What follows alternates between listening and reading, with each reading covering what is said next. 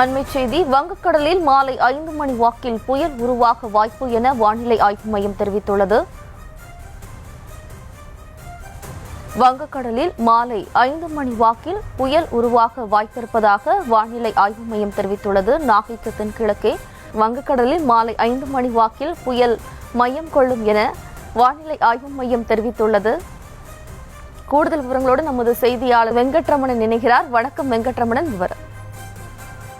வணக்கம். தென்மேற்கு வங்கக்கடல் பகுதியில் நிலவி வரக்கூடிய ஆழ்ந்த காற்றழுத்த தாழ்வு மண்டலமானது அடுத்த 6 மணி நேரத்தில் புயலாக உருவாகும் என இந்திய வானிலை ஆய்வு மையம் தெரிவித்திருக்கிறது.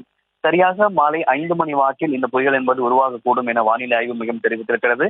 சில சமயங்கள்ல அதனுடைய நகர்வுகளை பொறுத்து மாலை 5 மணிக்கு முன்பாகவே இந்த புயல் உருவாகலாம் என்கின்ற ஒரு தகவலையும் வானிலை ஆய்வு மையம் தெரிவித்திருக்கிறது. தென்மேற்கு வங்கக்கடல்ல உருவான ஆழ்ந்த காற்றழுத்த தாழ்வு பகுதி கடந்த 6 மணி நேரத்துல 10 கிலோமீட்டர் வேகத்தில் வடக்கு வடமேற்கு நோக்கி நகர்ந்து வருகிறது.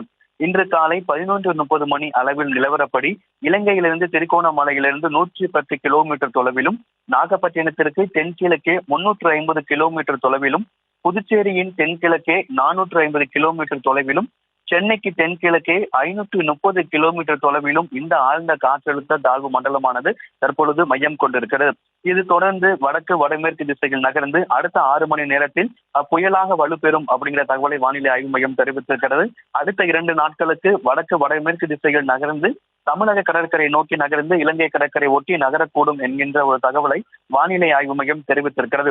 தற்போதைய சூழலை பொறுத்த வரைக்கும் இந்த தென்மேற்கு வங்கக்கடலில் நிலவி வரக்கூடிய ஆழ்ந்த காற்றழுத்த தாழ்வு மண்டலம் அடுத்த 6 மணி நேரத்தில், அதாவது மாலை 5 மணி வாக்கில் புயலாக வலுப்பெறும் அப்படின்னும், மணிக்கு 10 கிலோமீட்டர் வேகத்தில் வடக்கு வடமேற்கு திசையை நோக்கி நகர்ந்து வருவதாகவும் இந்திய வானிலை ஆய்வு மையம் தெரிவித்திருக்கிறது.